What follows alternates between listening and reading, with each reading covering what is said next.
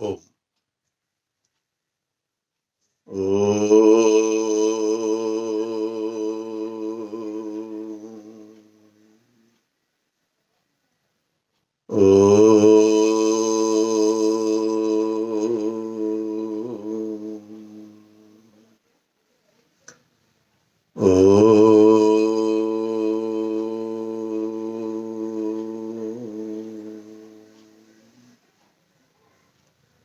ओम।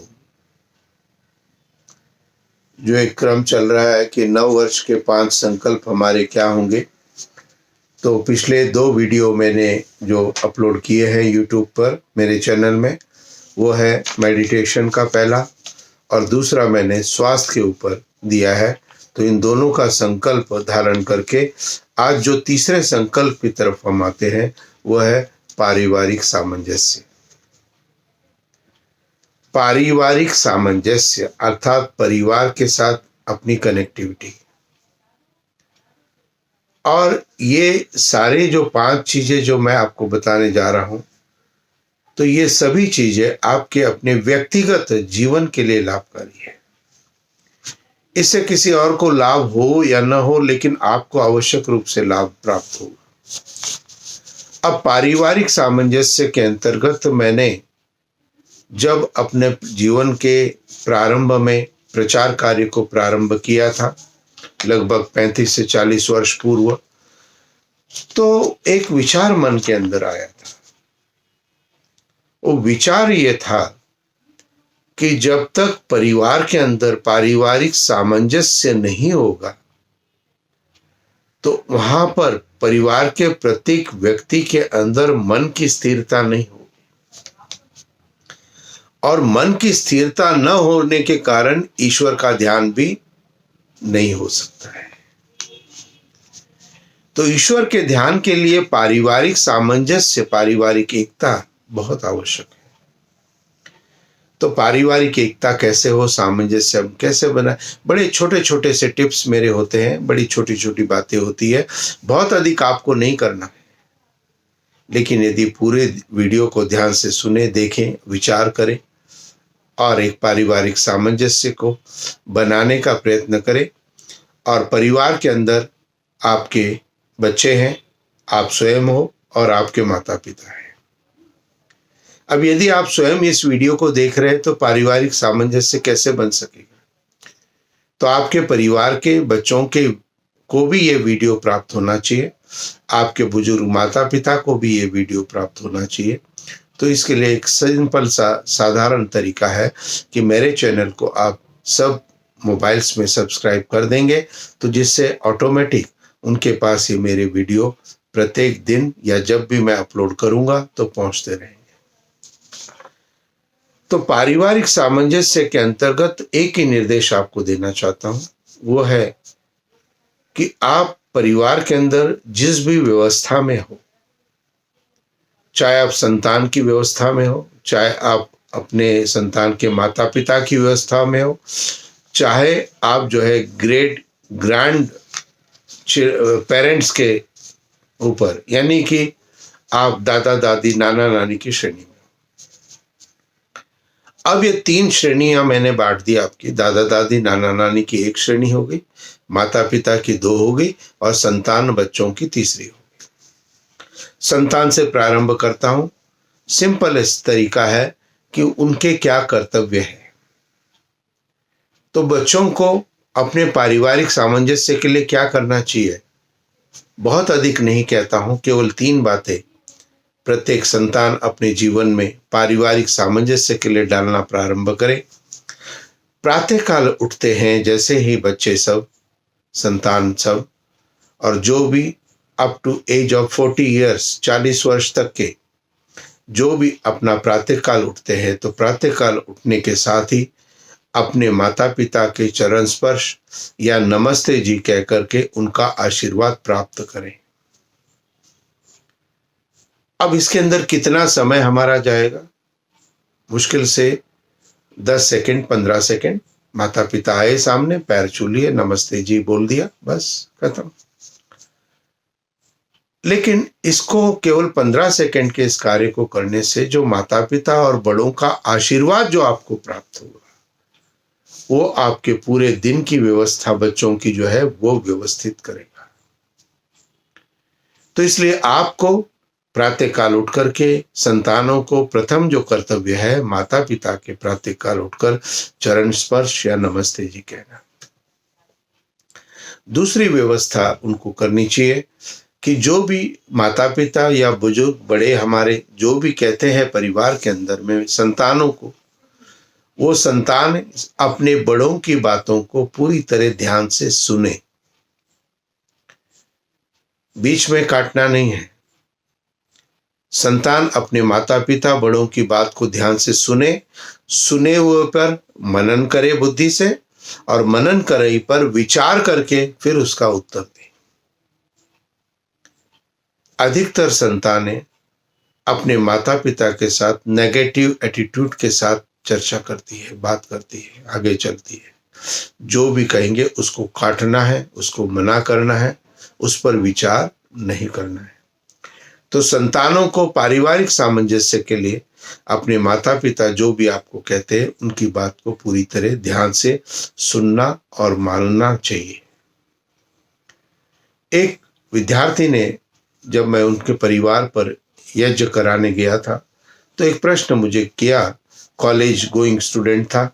कहते आचार्य जी, हम आजकल दूसरी सोच में चलते हैं, तो हम माता पिता की सोच के साथ क्यों आगे चले, हमारी अपनी सोच है। तो मैंने उसके लिए 2 बातें उसको बताई कि मैंने कहा देखो बेटा, कोई एक ग्लास के अंदर में पानी रखा है और उस पानी के अंदर कोई विषैले चीज पड़ी हुई है, और आपके माता पिता आपको समझाते कि बेटा इस ग्लास को, पानी को मत पीना, ये पानी खराब है, स्वास्थ्य के लिए ठीक नहीं है। आपका ये तर्क है कि हम आजकल अलग प्रकार से हम चल के देखना चाहते हैं, तो यदि आप विषैला पानी पियोगे तो स्वास्थ्य के लिए हानिकारक हो जाएगा। इसलिए माता पिता अपने अनुभव से आप सभी संतानों के लिए जो भी कुछ कहते हैं उनकी बातों को पूरी तरह से मानने का, ध्यान से सुनने का प्रयत्न आप करें। कोई अपवाद है तो आप उस पर उनसे बात चर्चा कर सकते हो, उसके लिए मैं मना नहीं करता हूं। लेकिन माता पिता या बुजुर्ग बड़े जो भी आपको कहते हैं उनकी बातों को ध्यान से सुने, मनन करे और विचार करे और कार्य करे। तीसरी विशेष बात जो संतानों को करनी चाहिए, जिसका कि पूर्णतः अभाव आज हमारे परिवारों के संतानों के अंदर है। कभी भी कोई भी आर्गुमेंट उनका अपने माता पिता के साथ होता है, अपने दादा दादी नाना नानी के साथ होता है, तो उस आर्गुमेंट में उनकी आवाज यानी संतानों की आवाज अपने माता पिता की आवाज से ऊंची हो जाती है। जोर से चिल्लाना बोलना शुरू कर देते हैं। माता पिता तो धीरे स्वर से बोल रहे हैं, भाई आपकी आवाज क्यों तेज हो रही है? और आपका कर्तव्य जो प्रथम था चरण स्पर्श करके माता पिता को सम्मान दिया था, तो यह वाणी के द्वारा भी आप माता पिता का सम्मान देने के अधिकारी बनते हो। क्यों? क्योंकि आपकी वाणी भी माता पिता जितनी तेज बोल रहे उससे आपकी आवाज कम होनी चाहिए। आप आधा घंटे के लिए माता पिता से वाद विवाद करो, कोई बात नहीं, लेकिन आपकी वाणी के अंदर संयम होना चाहिए। तो पारिवारिक सामंजस्य के लिए केवल मात्र संतानों के लिए मेरा निर्देश 3 बातों का है। प्रथम बात, प्रातःकाल उठ करके माता पिता और बड़ों के चरण स्पर्श नमस्ते आदि करें। दूसरी बात, माता पिता जो कहते हैं, बड़े जो कहते हैं, उनकी बात को ध्यान से सुने और मानने का प्रयत्न करें। और तीसरी बात, जो कभी भी आपका आर्गुमेंट यदि आपके माता पिता के साथ होता है, आपकी आवाज उनकी आवाज से नीचे होनी चाहिए। 3 कर्तव्य संतानों के लिए है। पारिवारिक सामंजस्य आज का विषय है, संकल्प है नए साल का, परिवार के अंदर मुझे सामंजस्य बनाना है। तीनों के कर्तव्य है। अब संतानों के बाद माता पिता के क्या कर्तव्य है? माता पिता के कर्तव्य यह है कि संतान के निर्माण के लिए परस्पर पति और पत्नी के अंदर एक रस्ता होनी चाहिए। जिस परिवार के अंदर पति पत्नी के अंदर में एकत्व भाव होता है, वहां पर संतानों का निर्माण होता है। इसलिए माता निर्माता भवति, मातृशक्ति जिस प्रकार से बच्चे का निर्माण करना चाहे, तो पिता को या पति को उनका सहयोग करना चाहिए। माता शायद कड़वे बोल बोल सकती है, लेकिन वो संतान के भले के लिए है। तो निश्चित रूप से सर्व से पहला जो माता पिता का कर्तव्य है, वो है अपने संतान को वात्सल्य दे, प्रेम दे और उनको आशीर्वाद प्रदान करे। बच्चों की जो भी स्थितियां हैं, आपको अपने संयम को नहीं खोना है।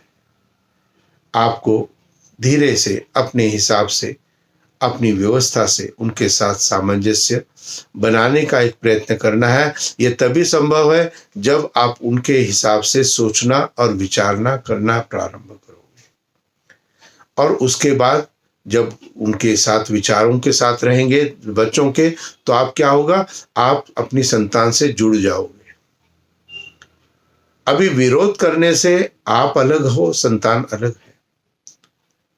और आप सामंजस्य करने से आप और संतान की एक रूपता है। और फिर आप अपनी बात को किसी भी समय, अन्य समय में भी आप कह सकते हो कि बेटा ये बातें अच्छी नहीं है, मैं इन बातों को आपके अंदर नहीं चाहता।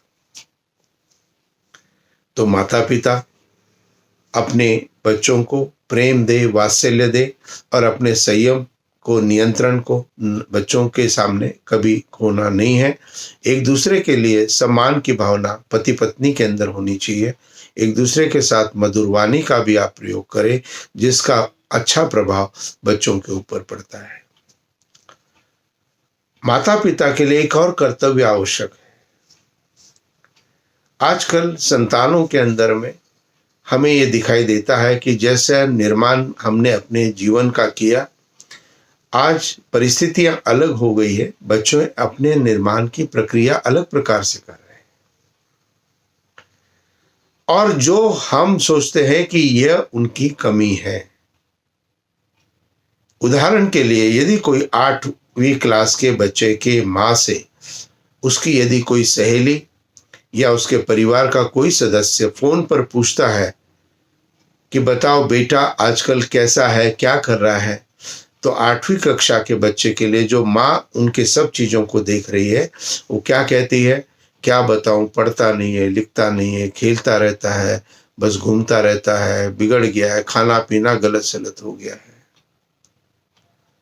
आप माता पिता के रूप में मेरी इस बात को आवश्यक रूप से ध्यान करें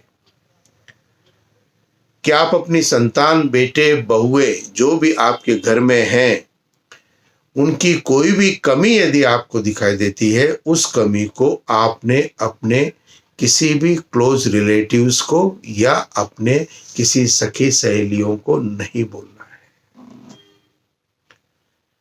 जब हम अपने बच्चों की निंदा को बाहर करना प्रारंभ करते हैं और बच्चों को इस बात का अनुभव हो जाता है कि मेरी माँ या मेरे पिता मेरी बुराई बाहर करते हैं, तो आपके प्रति यानी माता पिता के प्रति संतान के अंदर सम्मान की भावना कम हो जाती है। आज शायद इसीलिए हमारी संतान हमारा सम्मान नहीं करती है। जो भी कमियां हैं उसको आपने दूर करना है।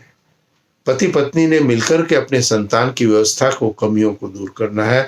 बाहर चर्चा करने से वो कमियां दूर नहीं होंगी। तो इसलिए माता पिता को भी बच्चों को प्रेम वात्सल्य देना चाहिए, उनको अपना आशीर्वाद प्रदान करना चाहिए और उनकी कोई भी बुराई, कमी यदि है उसको बाहर चर्चा नहीं करना चाहिए। संतान से मेरा तात्पर्य है आपका बेटा हो, आपकी बेटी हो, आपके पोता हो, आपकी पोतियां हो, आपका बहू हो, ये सभी संतानों के अंतर्गत आते हैं। तो नव विवाह करके जब वधू घर के अंदर आ जाती है, वो भी हमारे संतान के समान हमें समझनी चाहिए। उनको भी उतना ही हमें वात्सल्य और प्रेम देना चाहिए।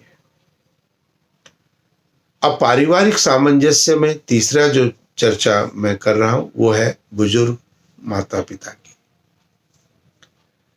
बुजुर्ग जो माता पिता है वो प्रत्येक बातों को ध्यान करें, विचार करें। वेद उनके लिए क्या निर्देश करता है? उनके लिए निर्देश करता है कि आप परिवार की व्यवस्था में अधिक अपने आप को मत इन्वॉल्व करें और आप अपने समय को ईश्वर के ध्यान के लिए, ग्रंथ के स्वाध्याय के लिए देना प्रारंभ करें। आजकल स्वाध्याय धर्म ग्रंथों को पढ़ना अलग बात हो। आप कोई भी पुस्तक, बुजुर्ग जो भी है, सीनियर सिटीजन्स की मैं चर्चा कर रहा हूं, पारिवारिक सामंजस्य के लिए कोई भी आपके घर के अंदर धर्म पुस्तक कोई भी आपके पास है, उसको एक पुस्तक को निकाल लीजिए और 4 लाइनें, 5 लाइनें, 1 पेज, 2 पेज उसको पढ़ना प्रारंभ करें। टीवी के अंदर भी, वीडियो के अंदर भी, यूट्यूब के अंदर भी जो अच्छी चीजें हैं प्रकरण, उनको देखना प्रारंभ करें। अधिकतर लोग वीडियोस को देखते रहते हैं। अधिकतर लोग, जो बुजुर्ग लोग हैं, वो अपने घर के अंदर न्यूज चैनल 24 आवर्स क्या 18 आवर्स तो चलता ही चलता है।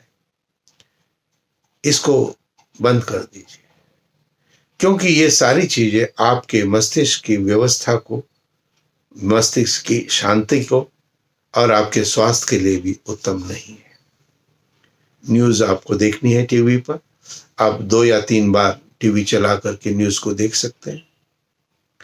तो आप अपना समय, जो बुजुर्ग यानी सीनियर सिटीजन्स है, वो परिवार के अंदर अपने बच्चों को, अपने पोता पोती, नाता नातियों को अपना आशीर्वाद वात्सल्य दे। कोई भी चीजें भेंट करते रहे उनको, थोड़ी थोड़ी दिनों में उनके अंदर में बहुत उत्तमता आएगी, उनके अंदर आपके प्रति सम्मान की भावना आएगी। दूसरा, स्वाध्याय जरूर करें। अच्छी चीज़ों को टीवी आदि, वीडियो, यूट्यूब आदि में अच्छे प्रकरणों को देखें जो कि आपके लिए स्वास्थ्य वर्धक हो, जो आपके चिंतन को डिस्टर्ब नहीं करे। और तीसरी बात है मेडिटेशन, यानी ईश्वर का ध्यान। अधिक से अधिक समय आपको ईश्वर के चिंतन में देना चाहिए, जिससे आपके अंदर स्थिरता हो जाए। तो ये जो 3 जो व्यवस्थाएं मैंने आज आपको बताई हैं कि पारिवारिक सामंजस्य के लिए संतान, माता पिता और हमारे सीनियर सिटीजन्स, दादा दादी या नाना नानी, बुजुर्ग, इन तीनों के अपने अपने कर्तव्य क्या है ये मैं आपको बता दिया है। आप उनको ये वीडियो दिखाने का प्रयत्न करें या इसको फॉरवर्ड कर दें उनको। उनके यूट्यूब को सब्सक्राइब, मेरे चैनल को कर दीजिए, और भी आगे के वीडियो भी उन्हें प्राप्त होते रहेंगे। लेकिन ये सूचना उन तक जरूर पहुंचनी चाहिए कि उनके कर्तव्य क्या है, और इसके लिए कुछ कहने की आवश्यकता नहीं है, बस केवल वीडियो को आपको फॉरवर्ड करना है। तो आपके परिवार में सामंजस्य हो, यह भी एक संकल्प आपके परिवार के अंदर प्रत्येक को नववर्ष में धारण करना चाहिए। तो 3 संकल्प आज पूर्ण हो गए। पहले दिन का जो मेरा वीडियो था वो था मेडिटेशन, दूसरा मेरा वीडियो था वो था हेल्थ, और तीसरा आज का जो था पारिवारिक सामंजस्य। अंग्रेजी के अंदर एक फ्रेज आता है, जो परिवार इकट्ठा बैठ कर के, the family eats together, praise together, stage together. जो परिवार इकट्ठा बैठकर के भोजन करता है, जो परिवार इकट्ठा बैठकर के प्रार्थना करता है, वो हमेशा इकट्ठा रहता है। हमारी प्राचीन व्यवस्था के अंदर ये बात थी कि सभी भोजन एक साथ करते थे, एक समय का ही करें लेकिन करते थे, और प्रार्थना भी सब लोग एक साथ करते थे। तो आपको यदि पारिवारिक सामंजस्य लाना है तो सामूहिक रूप से प्रार्थना रविवार के दिन आप 10 मिनट, 15 मिनट, 20 मिनट की करना प्रारंभ करें। भजन बोलिए, गायत्री मंत्र का जाप करिए, ओम का जाप करिए। मेरे और भी वीडियोस है जो कि आपको प्रार्थना के आपको प्राप्त होंगे, तो उसके वो भी कोई भी पार्ट आप ले सकते हो। तो आप संडे को एक जरूर आवश्यक रूप से सारे फैमिलीज के साथ बैठ करके आप अपने चीजों को करना प्रारंभ करें। प्रार्थना। यदि कोई बच्चे दूर है, सम्मिलित नहीं हो सकते हैं, तो आजकल वीडियो का माध्यम मोबाइल का बहुत अच्छा है। आप उनसे वीडियो कॉन्फ्रेंसिंग के थ्रू 4-5 बच्चों को, बउओं को, सबको एक समय निश्चित करके आप प्रार्थना का निहित कर सकते हैं कि 11 गायत्री मंत्र बच्चों हम सब ने साथ बोलना है, आप 5 मिनट का समय हमारे साथ दो। तो ये बहुत आवश्यक है आपके नववर्ष के पूरे व्यवस्था के लिए। तो आपके परिवार के अंदर सुख हो, उत्तमता हो, इसके लिए ईश्वर से प्रार्थना करते हुए अपनी वाणी को विराम देता हूँ। कल का जो मेरा वीडियो होगा, जो चौथा विषय होगा, यह हमारा होगा कार्य क्षेत्र। आपका कार्य क्षेत्र क्या है और कैसे उस कार्य क्षेत्र में आपकी इंक्रीमेंट होगी, कैसे कार्य क्षेत्र में आगे बढ़ेंगे, तो इसके ऊपर थोड़े से निर्देश आपको दूंगा। क्योंकि नए वर्ष में सभी चीजों के मायने हैं। यदि हमारा स्वास्थ्य ठीक नहीं होगा तो गड़बड़ है, यदि हमें मेडिटेशन नहीं करते तो ठीक नहीं है, परिवार में एकता नहीं है तो भी ठीक नहीं है, और वर्क प्लेस के अंदर भी हमारी यदि रेपुटेशन नहीं बन पाई तो भी हमारे लिए ठीक नहीं है। तो कल का मेरा वीडियो आप आवश्यक रूप से देखें। इति ओम शांति शांति शांति।